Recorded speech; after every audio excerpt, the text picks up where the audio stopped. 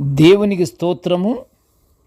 అనుదిన దేవుని వాక్య ధ్యానమునక ఈరోజు 2024 సంవత్సరము ఆగస్టు నెల 28వ తారీఖు.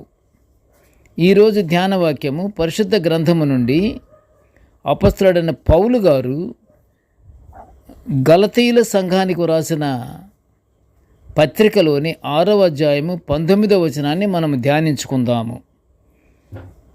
ధ్యాన వాక్యాన్ని మనం ఒకసారి పరిశుద్ధ గ్రంథము నుండి చదువుకుందాము.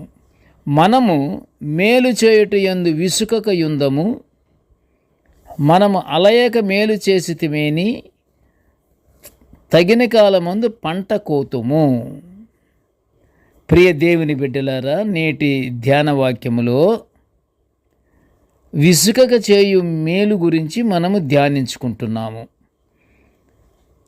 దేవుడు కోరేది ఏమిటంటే, నీ ఎదుటి వ్యక్తికి, నీతో పాటు ఉన్నవాడికి సహాయములో ఉన్నట్లు నీవు తెలుసుకుంటే నువ్వు తప్పకుండా అతనికి ఏమాత్రం ఎన్నిసార్లు అడిగినా అది విసుకక చేయమంటున్నాడు. ఆ సహాయం అనేది అలయక చేయమంటున్నాడు. అయితే ఈ వాక్యానుసారము మనుష్యులు నిత్యము ప్రార్థనలు చేస్తూ మనకు కావలసిన అక్కరలను తీర్చమని దేవుని ప్రాధేయపడుతూ ఉంటాము. అవునా కాదా? ప్రార్థన ఎప్పుడు చేస్తూనే ఉంటాం. మనము అందరినీ కాపాడమంటాము, అందరికీ జ్ఞానాన్ని ఇవ్వమంటాము. అలాగే మన తోటివారు అనేక అక్కరలో ఉన్నట్లు మనము గమనించామనుకోండి, వారికి మనము సహాయము చెయ్యాలి. మన తోటి వారికి చేసే సహాయం గురించే ఇక్కడ పౌలు గారు విశదంగా చెప్తున్నాడు. ఏమని? మీరు చేసే సహాయము విసుకకు చెయ్యండి, అలయక చెయ్యండి. వారికి చేసే సహాయము వారికి మేలు కలుగుటను మీరు గమనించి, ఆ మేలు కలుగును వారికి అని మనము తెలుసుకున్నప్పుడు మనుషులమైన మనము చేసే సహాయము విసుకకుండా చెయ్యాలి. అదేవిధంగా మేలు చేయువాడు దేవుని సంబంధి. ఇదే విలువైన మాట పరిశుద్ధ గ్రంథములో యోహాను భక్తుడు వ్రాసినటువంటి 3వ పత్రికలోని 11వ వచనములో మనము చూస్తున్నాము. ఏమని? మేలు చేయుట క్రైస్తవునిగా గుర్తింపబడిన వానికి ఎంతో గొప్ప అవకాశము. ఎలాగంటే, అట్టివానిపై, అలాగ మేలు చేయు వానికి, అలా మేలు చేస్తున్న వానిపై దేవుని దృష్టి తప్పకుండా నిలిచి ఉంటుంది. అలాగే పేతురు భక్తుడు, శిష్యుడు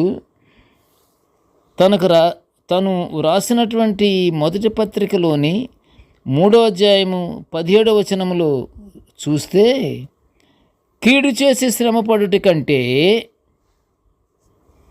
మేలు చేసి శ్రమపడుట ఎంతో మంచిదని ప్రకటిస్తున్నాడు.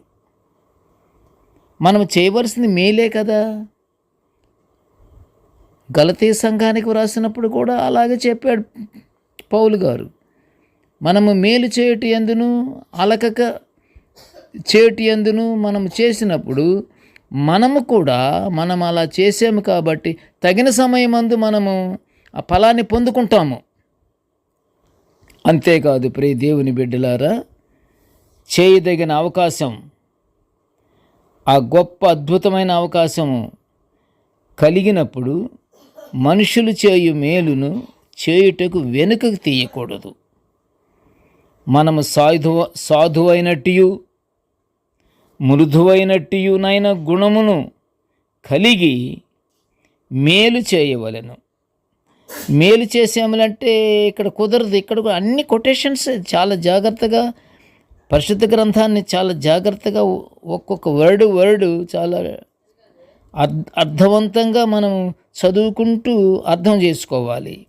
మనము చేసే మేలు చేసే మనిషి ఎలా ఉండాలి అంటే, సాధువుగాను, అంటే సాధువైనట్టు, మృదువైన మనసు కలిగిన వాడయ్యుండియు, ఈ 2 గుణములు కలిగి మేలు చేయాలి. అప్పుడు అలాగు చేసిన మేలు దేవుడు చూసి ఎంతో ఆనందపడతాడు. దేవుడు ఆనందపడటమే కాదు ప్రియ దేవుని బిడ్డలారా, అది దేవుని దృష్టికి మిగులు విలువ కలదని. ఏది మిగులు విలువ కలదు? నీవు చేసే మేలు, నీవు చేసే సహాయము, నీవు ఆదుకునే ఆదరణ, వాటి వల్ల అవి దేవుని దృష్టికి మిగుల విలువ కలదని పేతురు గారు తను రాసినటువంటి మొదటి పత్రికలోని 3వ అధ్యాయము 4వ వచనములో ప్రకటించిన అమూల్యమైన మాటను గుర్తు చేసుకోవాలి మనము. కాబట్టి ప్రియ దేవుని బిడ్డలారా, మనము దేవుని ఆజ్ఞ ప్రకారము మన తోటి వారికి విసుకక అలయక మేలు చేస్తూ జీవ పునరుద్ధానము పొందుకుందాము. ఎంత అదృష్టము!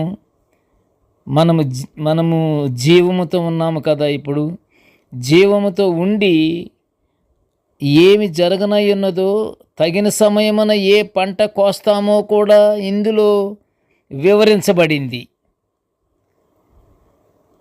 పేతురు గారు రాసినటువంటి పత్రికలో చక్కగా ఉంది ఈ మాట. ఏ మాట? మనము విసుకక అలయక మేలు చేస్తూ జీవ పునరుద్ధానము పొందుకుందాము. జీవ పునరుద్ధానం అనేది చాలా ముఖ్యమైనది కదా. అట్టిది పొందుకోవాలంటే మన చేతిలో పని. మనము విసుకక అలయక ప్రేమ కలిగి కృపాక్షేమములు, మనకి దేవుడు అనుగ్రహించిన కృపాక్షేమములను మనం పొందుకుంటూ మన తోటివాడితో కూడా ఆ కృపాక్షేమములు పంచుకుంటే ఆకాశము నుండి చూస్తున్న దేవుడు ఆనందిస్తాడు, మనకి జీవ పునరుద్ధానము అనుగ్రహిస్తాడు. ఆ ప్రకారంగా మనము జీవ పునరుద్ధానం కూడా పొందుకుందాము. ప్రార్థన చేసుకుందాము. కృపగల తండ్రి, జీవం గల నాయనా, నీ పాదములకు స్తోత్రములు. తండ్రి, నీ దివ్యమైనటువంటి వాక్యాలను మేము ఇలా ధ్యానించుకునే ఈ గొప్ప భాగ్యాన్ని మాకు అనుగ్రహించినందుకు నీకు ఘనమైన స్తోత్రములు, స్తోత్రములు, స్తోత్రములు నాయన. పరిశుద్ధుడా, పరిశుద్ధుడా, పరిశుద్ధుడా, ప్రేమగల తండ్రి, నీ పాదములకు స్తోత్రములు నాయన. నేటి ధ్యాన వాక్యమును వినుచున్న ప్రతి బిడ్డను ఆశీర్వదించయ్యా. ప్రతి బిడ్డ కూడా తండ్రి విసుకుకోకుండా, అలయకుండా చేసే మేలు చేసే అంతటి భాగ్యాన్ని, అంతటి మనస్తత్వాన్ని బిడ్డలకు కూడా అనుగ్రహించి, దేవాన్ని యొక్క జీవ పునరుద్ధాన్ని మేమందరము పొందుకునే భాగ్యాన్ని మాకు అనుగ్రహించమని ఈ మనవులన్నీ యేసయ్య పుణ్యనామమున వినయముగా వేడుకొనుచుంటున్నాము తండ్రి. ఆమెన్. దేవుడు మనల్నందరినీ బహుగా దీవించుగాక. ఆమెన్.